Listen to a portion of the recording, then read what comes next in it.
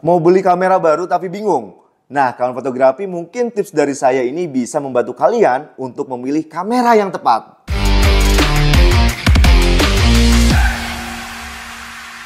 Halo kawan fotografi, kembali lagi bersama saya Sigit Kusuma. Dalam konten kali ini atau dalam video ini saya akan sharing mengenai bagaimana sih tips memilih kamera baru untuk kalian-kalian fotografer pemula maupun fotografer yang sudah berkecimpung di dunia fotografi. Nah, kawan fotografi, mungkin tips dari saya ini bisa membantu kalian untuk memilih membeli kamera baru tapi bingung ataupun galau. Pertama, tentuin dulu anggaran yang kalian punya, karena memang beberapa tips mengenai pembelian kamera baru itu yang paling utama adalah anggaran yang kalian punya.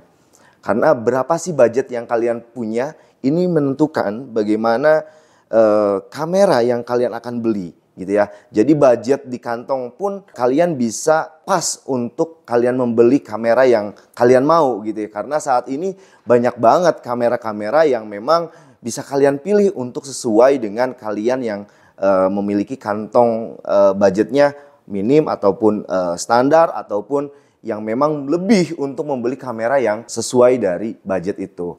Nah, yang selanjutnya adalah jadi ketika memilih kamera gitu ya, yang sudah menentukan budget gitu ya, kalian bisa cari review-review dengan online gitu ya. Mungkin bisa kalian melalui platform YouTube gitu mencari pembandingan kamera ketika kalian sudah menentukan budget gitu ya. Yang pertama, yang paling utama adalah review gitu ya. Bikin tabel mengenai fitur-fitur kamera gitu ya. Keinginan kalian gimana sih gitu ya. Buat beberapa kolom gitu ya untuk membandingkan beberapa pilihan kamera. Karena memang ketika kalian akan membeli kamera baru pastinya akan galau kayak gitu ya. Ketika sudah menentukan budget kalian galau nih ya. Jadi review dulu gitu ya. Cari-cari di online gitu ya. Bagaimana sih kamera ini, kamera itu kayak gitu ya. Oke, kedua, kalian harus tahu gitu ya. Harus tahu dulu nih apa yang kalian ingin foto ataupun genre apa sih yang kalian ingin kuasai kayak gitu ya. Karena mungkin kalian harus fokus dulu ke satu genre sepertinya ya, ataupun satu fokus ketika kalian ingin memotret apa, seperti memotret landscape gitu ya, ataupun kalian akan menjadi vlogging kayak gitu ya, ataupun kalian ingin memotret portrait gitu ya, ataupun street fotografi gitu ya. Nah, ini juga kalian harus menentukan gitu ya. Kalian bisa sesuaikan dengan kebutuhan yang kalian punya kayak gitu. Ketika kalian sudah menentukan mau apa sih kalian, mau motret apa sih kalian. Oke.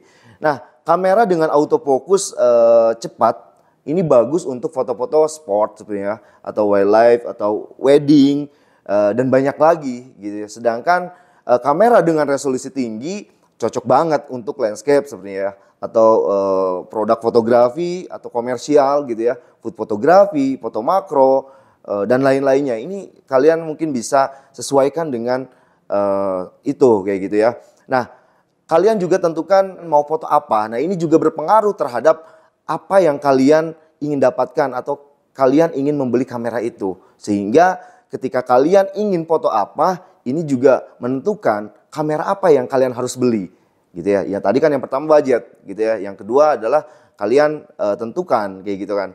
Nah, tips yang ketiga ini masih banyak banget ya teman-teman yang memang nanya ke saya gitu ya mengenai pilihan kayak gitu. Banyak banget nih di media sosial maupun di chat gitu ya.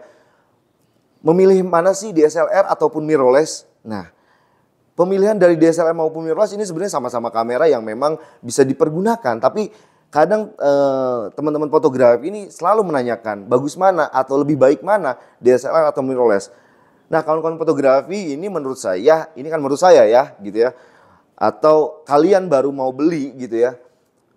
Lebih simpel menurut saya inilah kamera sebaiknya pikirin dulu untuk memilih mirrorless.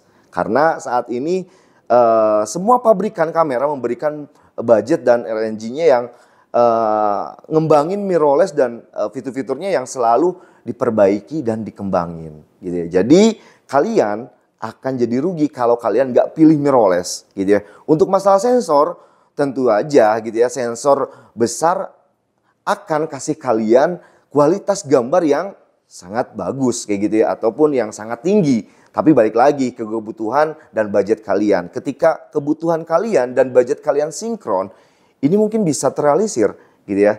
Nah, makanya tips-tips inilah yang bagaimana kalian harus dipertimbangkan.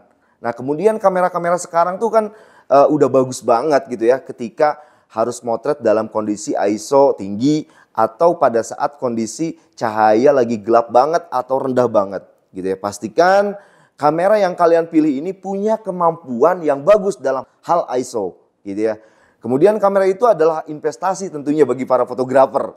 Nah, ini investasi banget gitu ya. Kamera itu bagian dari hidup kita kalau kita memang merasa bahwa kamera itu penting dan investasi.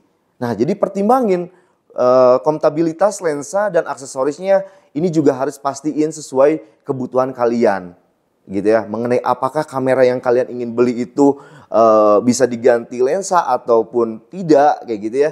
Tentu saja pilihan ini harus disesuaikan dengan kebutuhan kalian.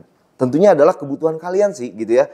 Bagaimana sih kebutuhan kalian itu ketika kalian ingin jadi fotografer? Itu jadi bisa penjelasan seputar tips memilih kamera sebetulnya gitu ya. Jadi pertimbangin antara tips-tips dari saya gitu ya. Ini hanya sharing gitu ya. Bagaimana tips-tips ini bisa membangun atau bisa membantu kalian untuk memilih kamera baru. Biasanya banyak sekali yang galau-galau gitu ya. Jadi semuanya bisa disesuaikan dengan penggunaannya. Jadi kalian mau foto apa dan bisa disesuaikan dengan jenis kamera-kamera dan juga budgetnya gitu ya. Oke, semoga konten ini bisa bermanfaat bagi kawan-kawan fotografi dimanapun kalian berada. Enjoy kontennya, salam sudut fotografi.